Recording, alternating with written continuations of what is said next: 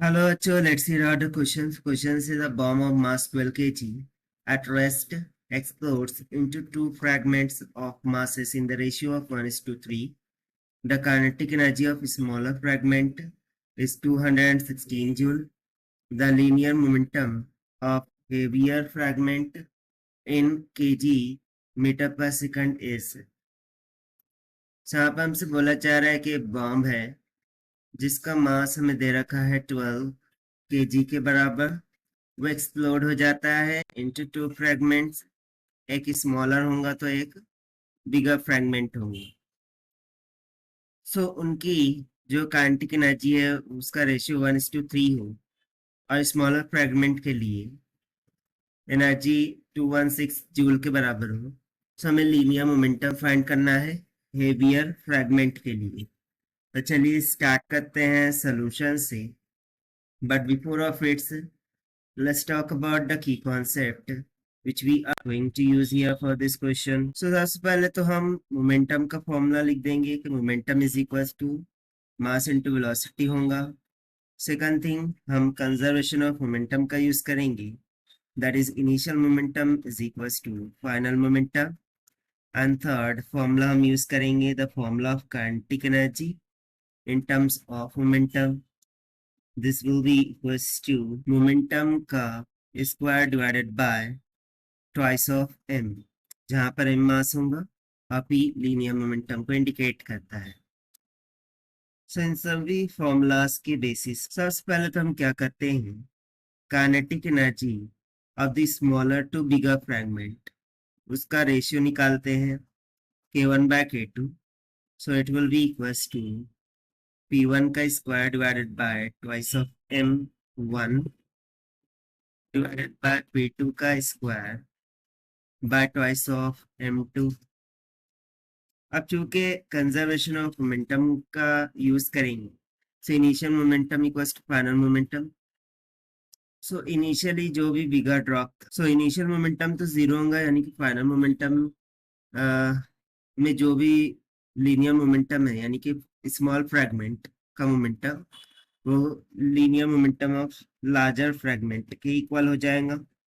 सो ये दोनों तो कैंसिल आउट हो गए, हमें काइनेटिक एनर्जी का रेशियो मिल जाएगा k1/k2। This will be equals to m2 divided by m1। हमने मोमेंटम को किस तरीके से इक्वल दिखाया, सो देखिए यदि मैं इनिशियल मोमेंटम को फाइनल मोमेंटम का, सो initial momentum is zero, final momentum क्या होगा p1 माइनस में p2।